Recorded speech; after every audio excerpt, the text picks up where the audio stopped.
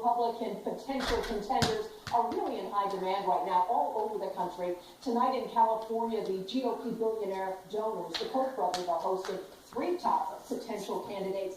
And here more than 24 Republicans addressed a huge gathering of conservatives. The first race of 2016. Wow! This Iowa marathon. Look each candidate in the eye and say, don't talk, show me. 9 hours of speeches. A tryout day for potential Republican candidates.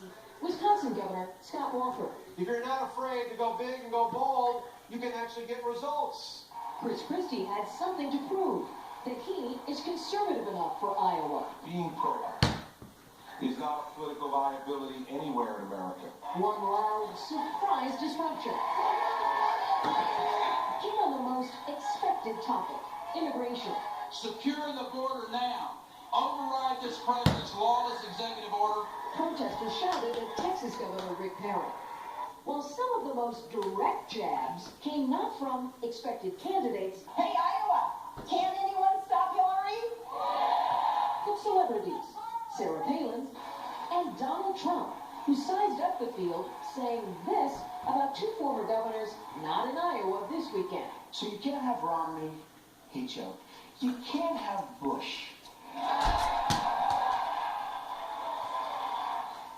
And Donald Trump told this crowd here in Iowa that he too is thinking about running. And I spoke to the Iowa Republican governor and the state's GOP chairman. Both say they do expect Jeb Bush to be competing here, but neither has heard from Mitt Romney. Lester? All right, Kennedy and Iowa this morning. Thanks very much. Chuck Todd is moderator of Meet the Press and joins us this morning. Chuck, good morning. Well, good morning. So we can move on now from Iowa, it's safe to say, because all eyes at this point are going to be focused on California, where the billionaire Koch brothers are running their invite-only seminar, sort of known as a Koch primary. Give us a sense, how does this stack up in terms of importance as we move into 2016?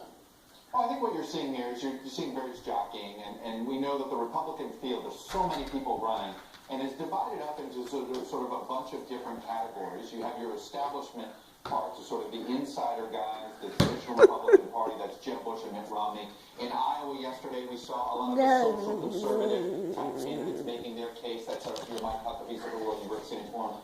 The Koch brothers, what they have been pushing for is more sort of like an what they're looking for almost an anti-Washington outsider candidate, economic conservative.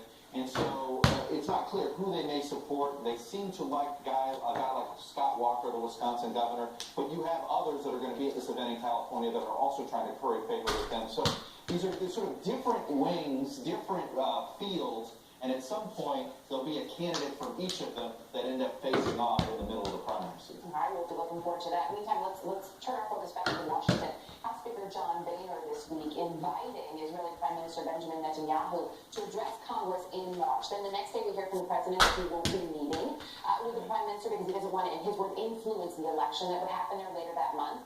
What's the impact of both this invitation and the decision by the president on these early strained relations between the U.S. and Israel?